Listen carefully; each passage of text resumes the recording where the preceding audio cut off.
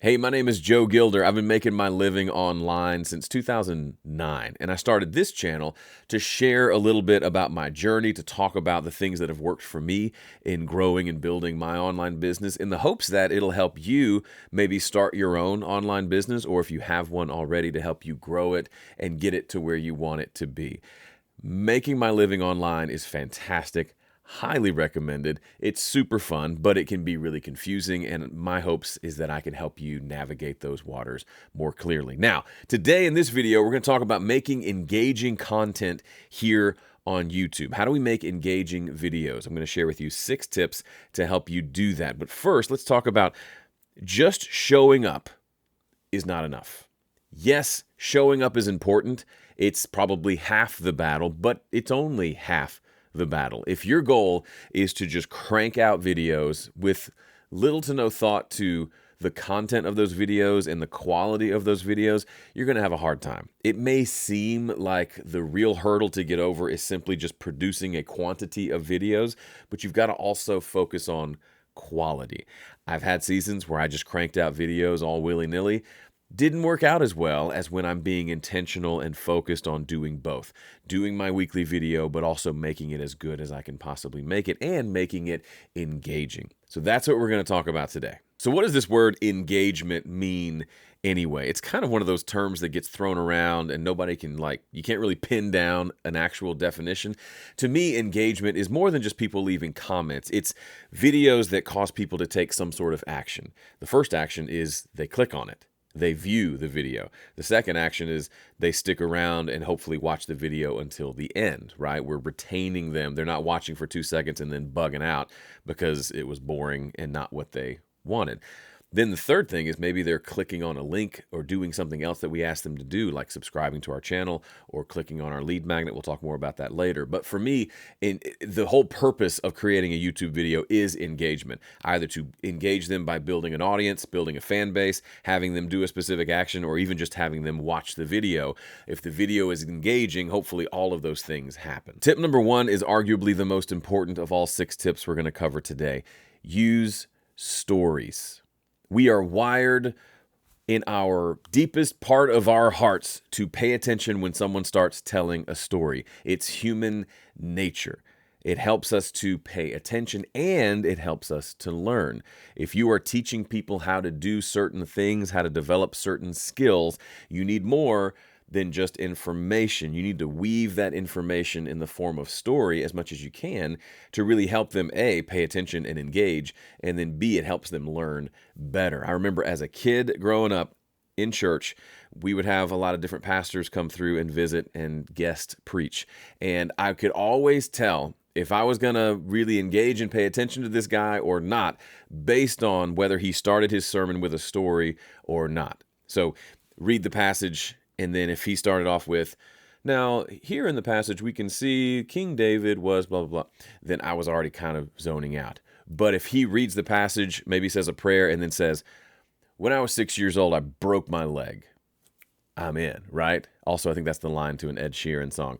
But I'm in because we read a passage of the Bible, and I'm thinking about that, but then he goes and starts with a whole different direction, telling a story that ideally I'm assuming is going to tie into what we just read, but I'm interested, I'm in. There's this sense of relief. You feel it in your shoulders.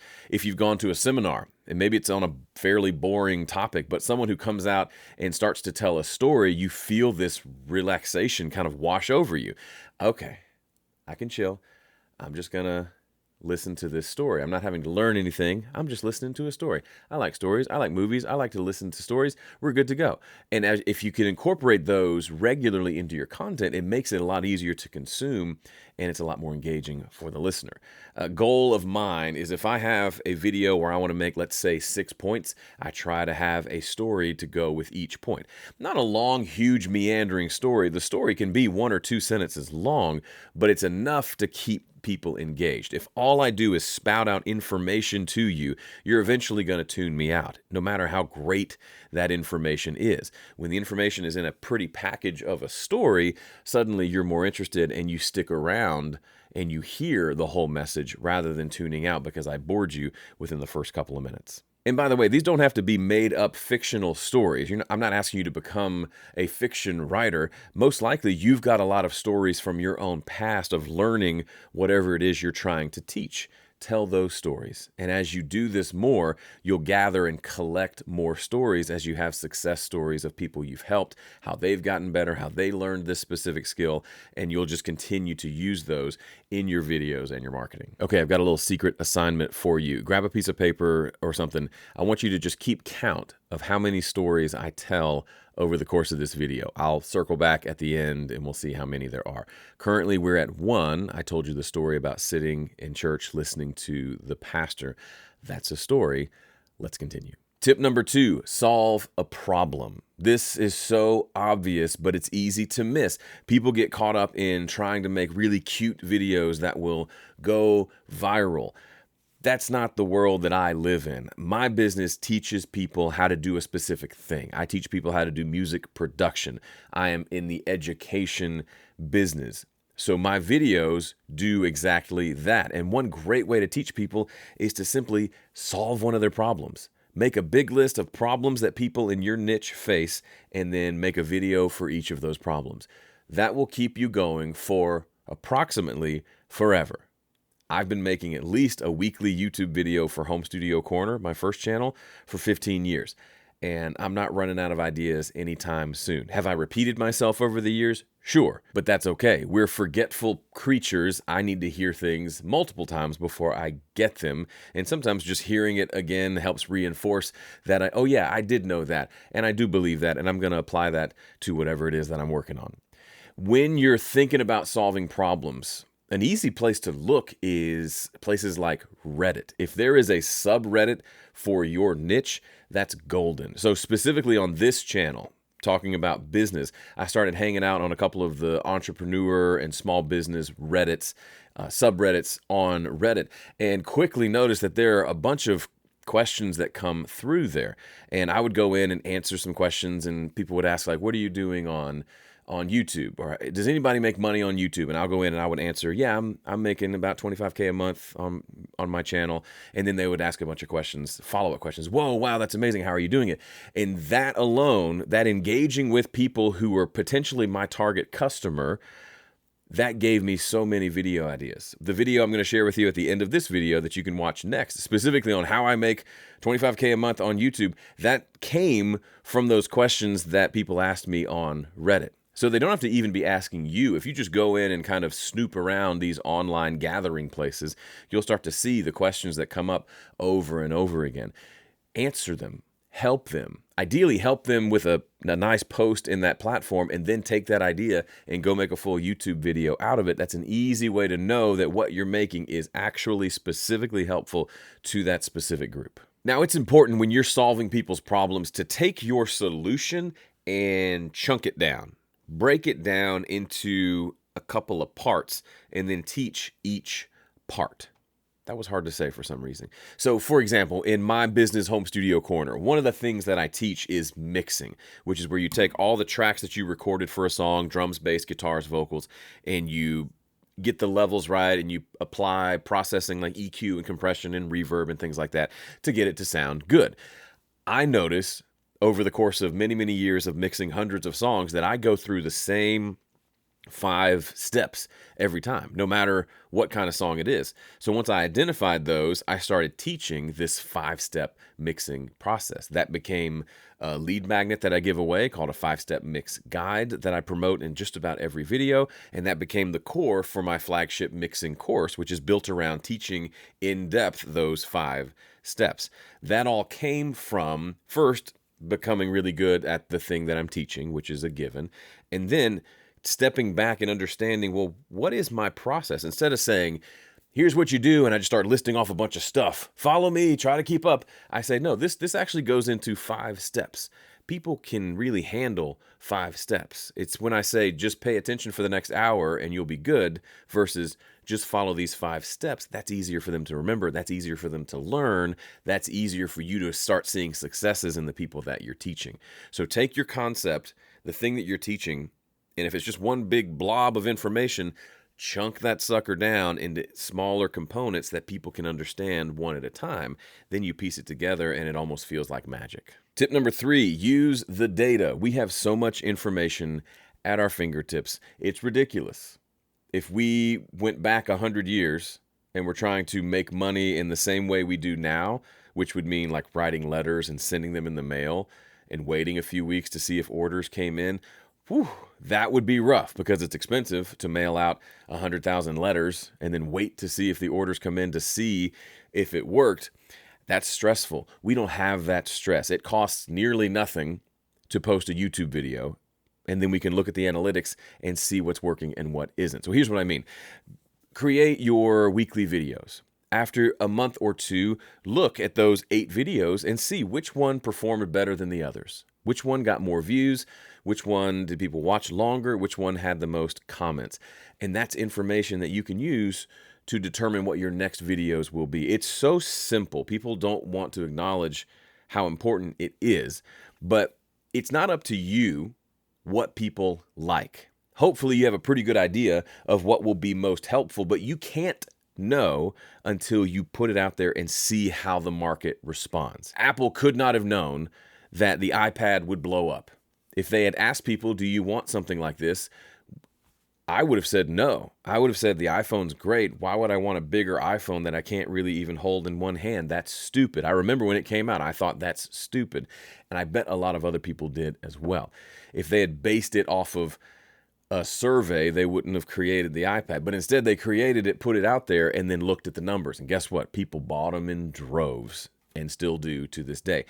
On a smaller scale, but the similar concept, you can't know if your video is going to be great. I've had videos that I was so proud of that did not do well, and then videos that I didn't give much thought to, if I'm being honest, that blew up and people loved and was super helpful and still get lots of views to this day. So it's important to take time to regularly step back, analyze what's working, and then adjust what you're doing moving forward based on that information.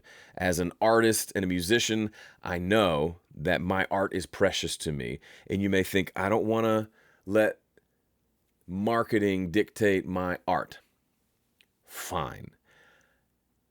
If you're not getting a lot of views and you're not getting a lot of traction, how's that working out for you? Is that something you can sustain? For me, I would not still be making weekly videos teaching music production if it didn't give me something. And that something for me is I make the videos, I get people to subscribe to my channel. I'm at like 230 or so thousand subscribers.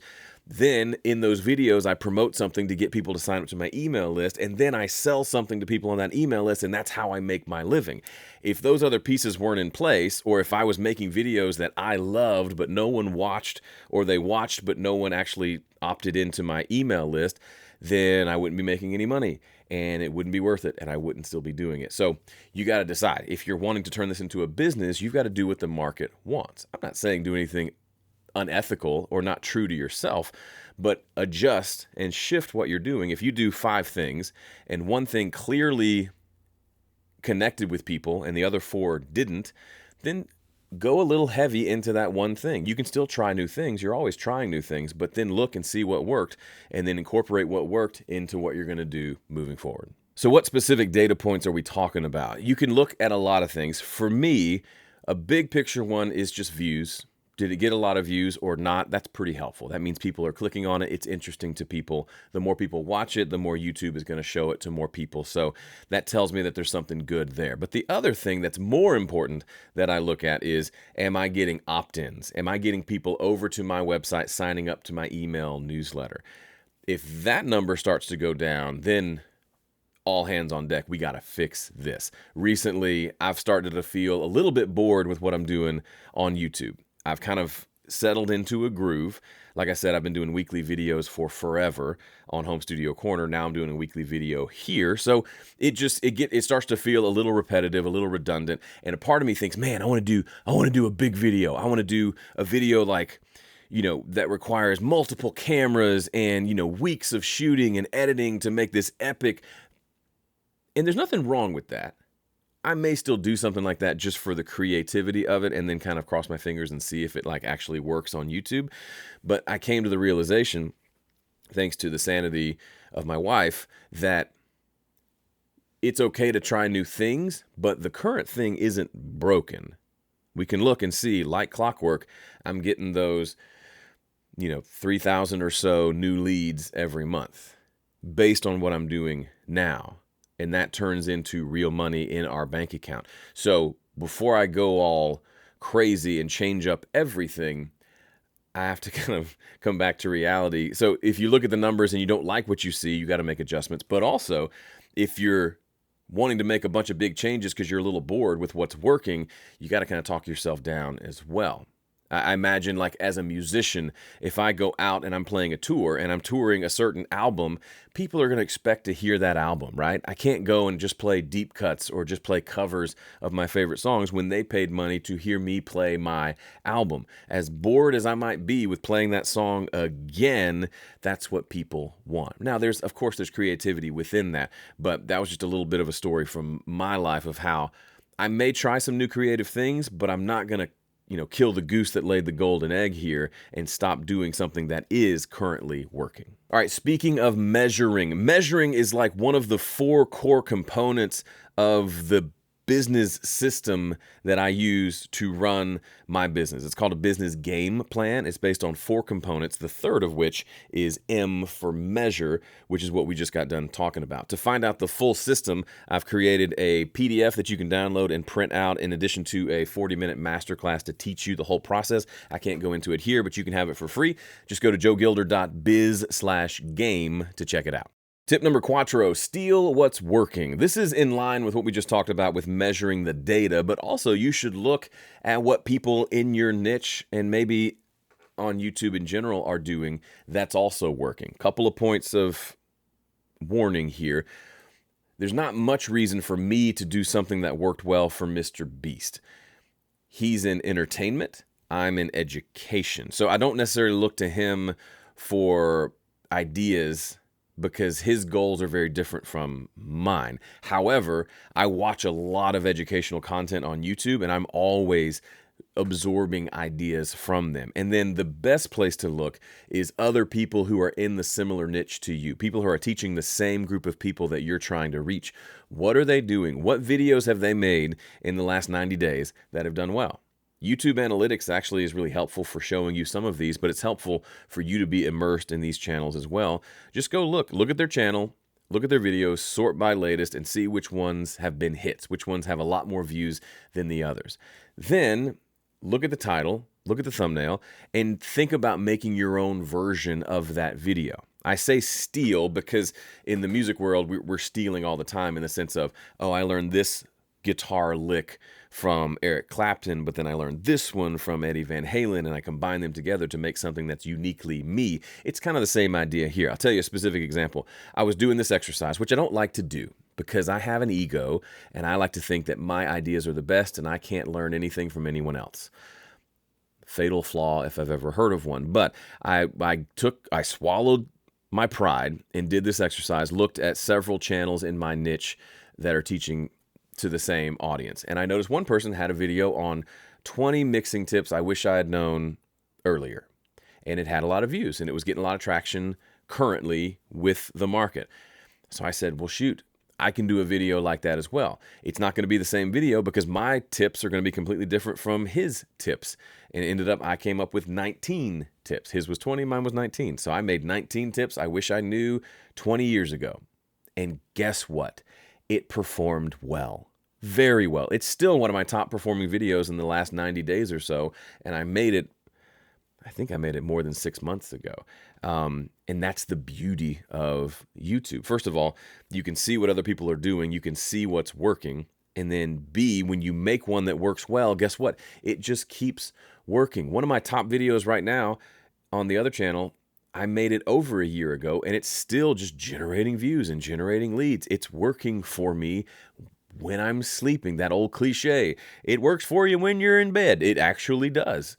And that's the beauty of this is I can just keep building and adding more fuel to that fire by making more videos, by looking at the data, by seeing what's working for everyone else, and by trying new things in my videos to see what works. It's this constant mode of constantly improving, which you can't do if you're isolated, if you're insulated, if you're insecure, and you don't want to see what everyone else is doing because it makes you feel less than. You got to get over that.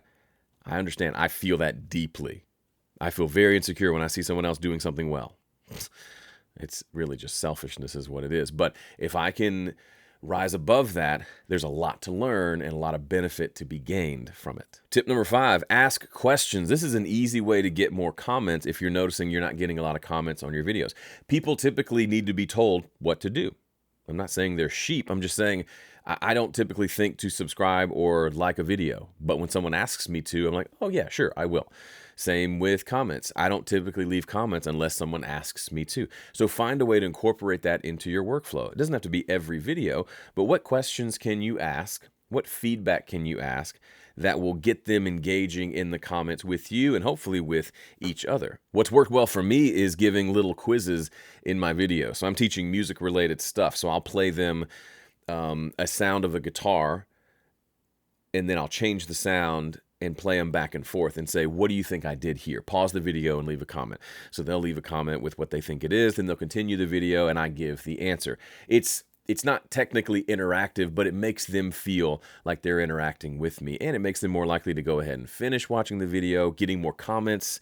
YouTube likes that. So I'm kind of checking a lot of boxes here, and it's educational and it's fun, and it's kind of a fun way for them. If they guessed right, they can pat themselves on the back. And if they guessed wrong, well, they got to pay attention to find out what the answer was. So it really is a win-win. And finally, number 6, use a script. Don't wing it. You may watch my videos and say, wow, he's really good at just talking off the cuff. Yeah, but I still use a script. Like, this is kind of a mind map version of exactly what you're hearing here. We are over in this area right now, but I've started here and I've worked my way down to here. I am following a script in every video I do, and I have for a long time. There's this temptation to just say, well, I want to talk about this. I think this is what I want to cover, hit record and go. And you may think that that's what your favorite content creators do, but they don't. Or they've done this for so long that they can just turn on the camera and just rap for 10 minutes and it'd be amazing. You cannot. Most likely, unless you've done this for years and years and years, most likely you cannot. I could forego the script if I wanted to. I think I could make that work.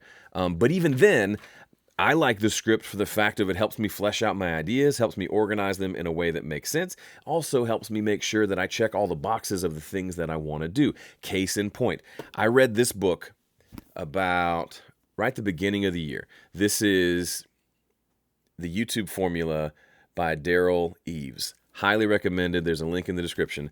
And it was one of those I didn't want to read because I thought, well, I've got coming up on 200,000 subscribers. I don't need any help, which is just so arrogant. But you can see I've dog-eared so many of these pages. I need to go back through and kind of gather my notes from it.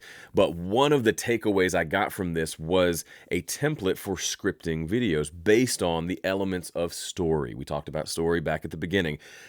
Making your videos take people on a journey where you open some loops of things you're going to talk about later. You engage them in different ways to keep them moving through the story of your video. My videos aren't stories in the sense of, here's a short story about Joe, the audio engineer, but I'm still taking you through the story structure to hopefully keep you engaged all the way through until the end. Because the longer you watch the video, the more connected you are to me, the more YouTube likes me and wants to show my videos to more people, the more likely you'll hear something that really connects with you and makes you want to take a step towards me, whether it's opting into my email list, subscribing, or doing things like that. But highly recommend this book. By the way, if you're not studying, if you're not reading books as a part of your regular week-to-week just life, that's got to change right away. I don't know.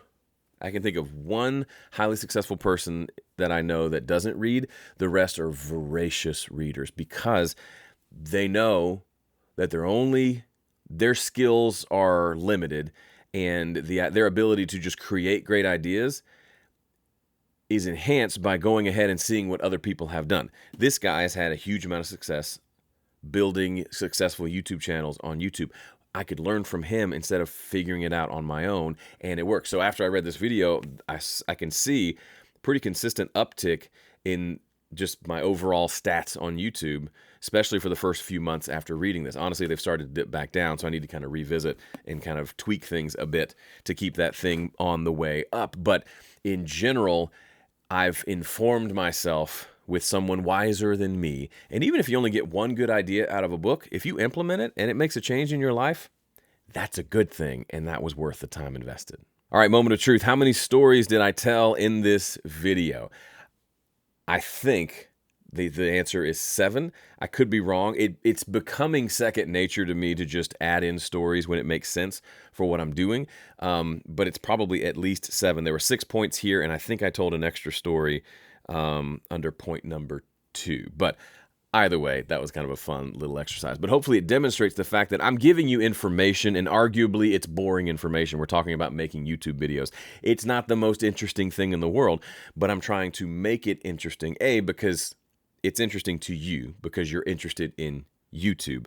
But I also want to make it fun for you to go through this video. My videos are on the longer side. My 13-year-old son thinks I should make them really short because that's what people's attention spans are. But I tell him, the people I want to reach are the people who are hungry to learn. So they'll sit down and listen to a 30-minute video if it's valuable to them. It's not valuable because it's 30 minutes, but if I pack those 30 minutes with value and entertainment and stories and engagement and helpful information, and I make them laugh occasionally, like, those are really good things, and those all add up to a great experience for the listener. Hey, if you like this video and you haven't seen this video on how I make $25K a month on YouTube, go watch that one next. Otherwise, thanks for watching. I'll see you in the next one.